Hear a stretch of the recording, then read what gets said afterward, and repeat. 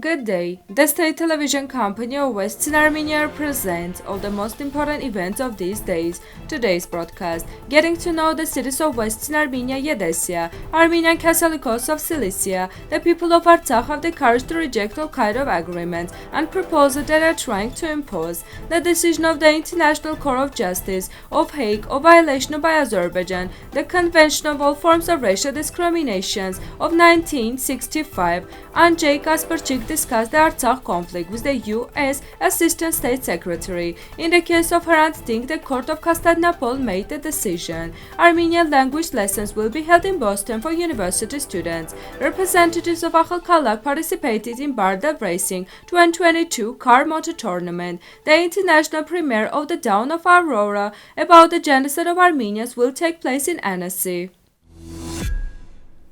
Edessia, Urfa of Western Armenia, is a historical city in Upper Mesopotamia, which in ancient times was also called Armenia Mesopotamia. In 1144, Edessia was captured, destroyed and exterminated by Emir Zang in Aleppo. The famous work of Narsesh Ali, The Sorrow of Edessia, is dedicated to the fateful disaster for the city. Later the city fell under Turkish rule forever. In ancient times, Edessia was a great center of culture. There was a high-type school, a lyceum. The Armenian Mesropian script was created here, and Matteos Urhaetzi, a 12th century Armenian historian, was from here. Edessia had a strong fortress located on the southern side of the city, a deep depression around the walls with a total length of 10-12 kilometers. In 1895 and 1915, during the pogroms of Armenians in Edessia, thousands of Armenians were killed, and the survivors were deported in different directions. Currently, there are about 1,000 Armenians living in the city.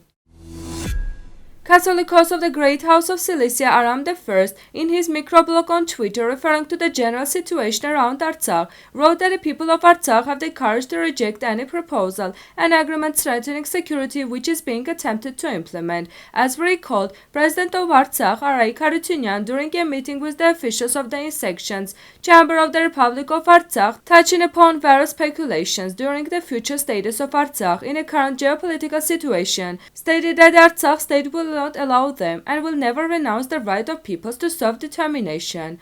Earlier, Eastern Armenian Prime Minister Nikol Pashinyan arbitrarily stated that the international community spoke about the need to lower the bar of the status of Artsakh. The court considered the claim of Armenia, and this decision, which has blinding force, mentioned the following about the application of the interim measures: take all necessary measures to prevent encouragement of racial hatred and discrimination against people of Armenian national or ethnic origin, including by Azerbaijan official and public organizations. Take all necessary measures to prevent and punish acts of vandalism and desecration related to the Armenian cultural heritage, including but not limited to churches and other places of worship, monuments, landmarks, cemeteries, and artifacts.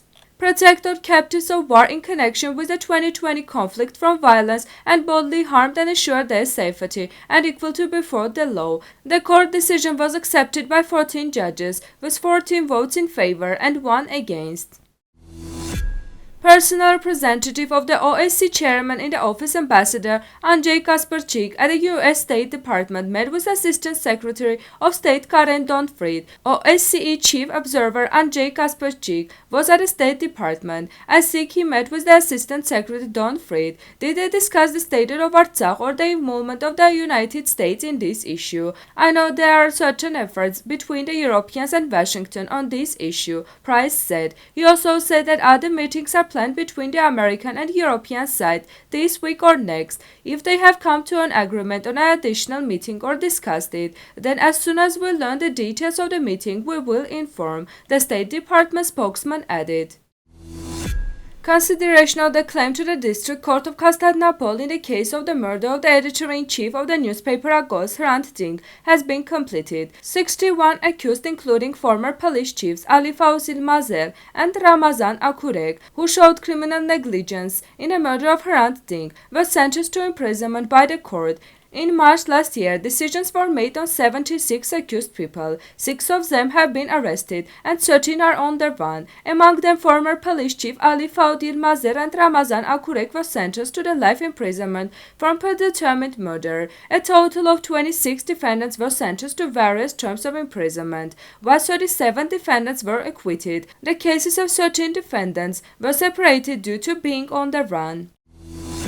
In order to meet the demand of students and young professionals who contribute to Armenia's peaking creativity and professional development, a new program is being announced in Boston. The program will be held on May 28-29 at the NAASR Vartan Grigorian building. The event will be attended by actress and producer Sona Tatoyan, Dr. Kristi Randall, Liza Guleserian, and Khachik Muradian. The meeting creates an environment in which students and young specialists of universities can openly discuss, criticize, and create in the Armenian language. Participants are expected to have at least a basic understanding of spoken Armenian, Eastern or Western. The program was made possible thanks to the grant from the Department of Armenian Communities of the Galus Gulbegyan Foundation. The Bardal Racing-2022 car-moto tournament organized by Hostess took place in Nubarashen. Participants from Nakhichevan performed in the off-road category. Arsen Karapetyan, Artem Ayvazyan, Vartan Tarlamazyan, Ruben Minasyan, Narek Manasyan, and Yervant Asaduryan. Prizes were not taken due to the technical problems. The tournament included motocross, rally, and jeep trophy. About 20 motorcyclists, including 3 children, about 15 autopilots, and about 50 off-road riders from Armenia and Georgia competed for 3 prizes in different classes.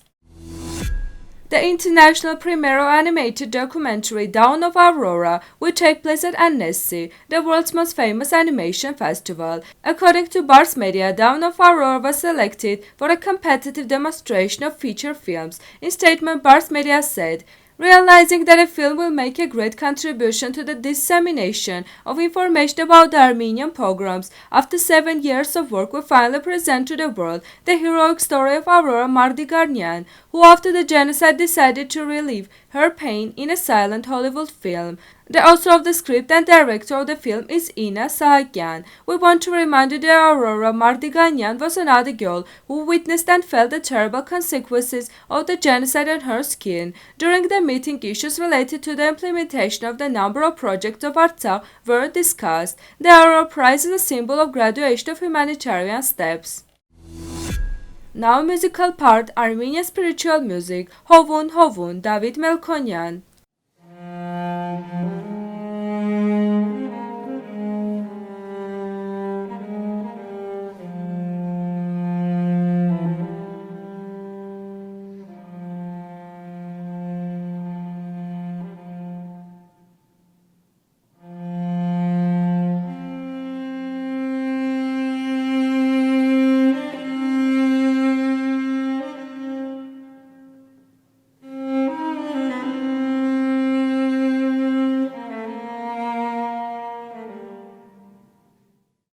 The full version of this video is available on Western Armenia's YouTube channel. This was all for today. Goodbye.